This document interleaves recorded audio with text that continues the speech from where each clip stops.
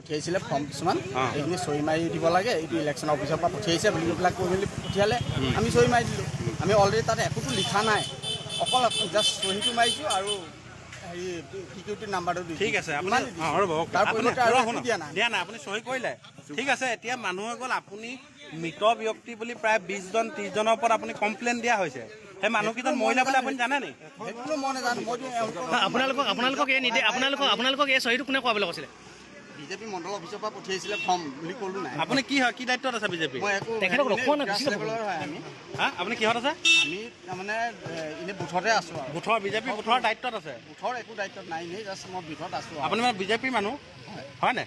আৰু আপোনাক মণ্ডলৰ পৰা আপোনাক নিৰ্দেশ দিছে যে আপুনি এইখনত চহী কৰি দিব লাগে, ইলেকশ্যন অফিচৰ পৰা দিছে বুলি কৈছে। কৈ পেলাই আপোনাক চহী কৰালে। আপোনাৰ নামটো কি? ৰাজীৱ শৰ্মা।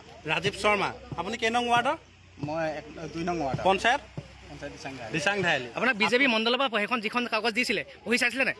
পঢ়িবলৈ মানে আমিতো ইমান টেলেণ্ট নহয়, ইংলিছত লিখা আছিলে। কি বুলি কৈছে আপোনালোকক? অকল চহী মাৰি দিবলৈ কৈছে? চহী মাৰি দিলে হ'ব, এইটো একো প্ৰব্লেম নাই। আপোনালোকে মানে যিখিনি মানুহৰ নামখিনি এনে জীৱিত মানুহখিনিক মৃত বুলি নাম বুলি লিখা নাছিলে, তাতে একো লিখা নাই, ব্লেংকত চহী কৰাইছে। আপুনি এটা কথা কওকচোন, আপোনাৰ ওচৰৰ আপোনাৰ ঘৰ 2 নম্বৰ ৱাৰ্ডত, 1 নম্বৰ ৱাৰ্ডত যিখিনি মানুহ আছে, 1 নম্বৰ ৱাৰ্ডৰ বুলি আমাক মই কথাটো কৈছো আপোনাক, সেই মানুহখিনি অবৈধ মানুহ আছে নে তাত? জমিল কা সেই মানুহখিনি সৰুৰে পৰা জন্মৰ পৰা দেখি জন্ম